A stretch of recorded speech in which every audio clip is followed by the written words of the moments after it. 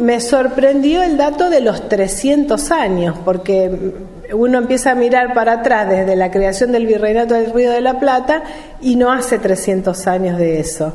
Entonces, bueno, quise preguntarles un poco a ustedes qué decían los libros, qué decían, ¿no es cierto?, los historiadores.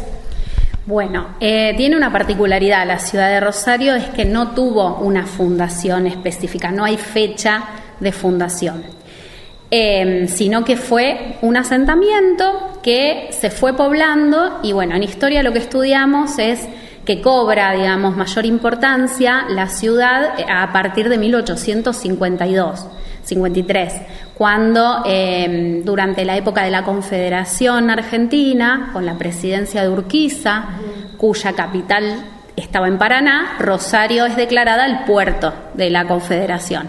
Entonces recién en ese momento cobra importancia y empieza a crecer de manera espontánea a partir de eso, de ese hecho que está más ligado por ahí con la historia económica que con una voluntad política de fundar una ciudad en ese territorio. Y bueno, los puertos siempre tuvieron que ver con el crecimiento de las ciudades y generalmente las cuestiones territoriales tuvieron que ver siempre con esa cuestión económica. Claro, sí, como decía Mechi, además también una cuestión política en el sentido de que se está conformando la Confederación Argentina, ¿no? ¿Sí?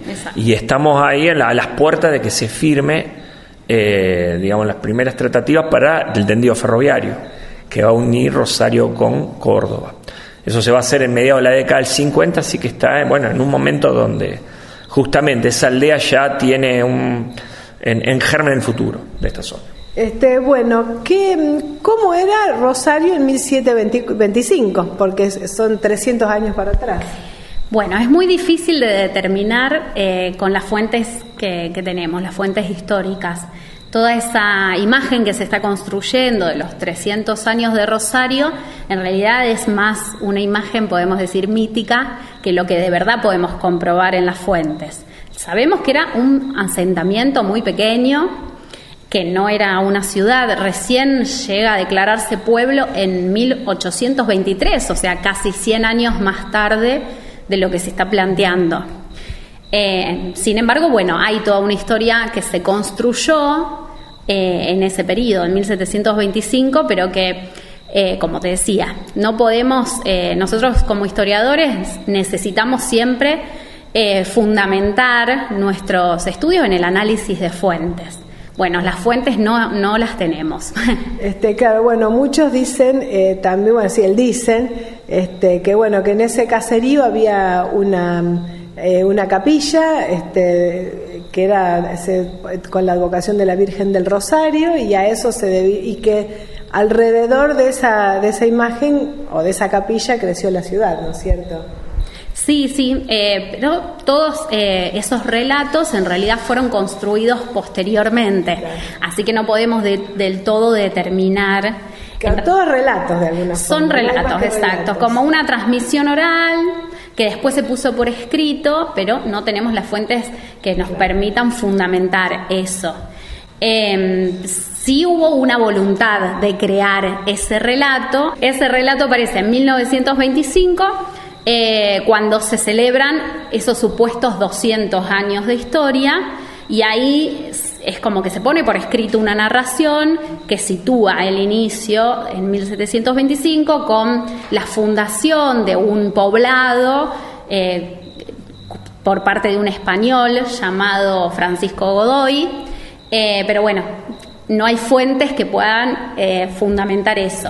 Sin embargo, digamos, hay una necesidad de hacerlo. Pensemos que para 1925 Rosario ya es una ciudad de gran importancia, la población había crecido mucho, sobre todo después de la etapa de la inmigración, y en ese momento aparece como una de las ciudades más grandes, más importantes.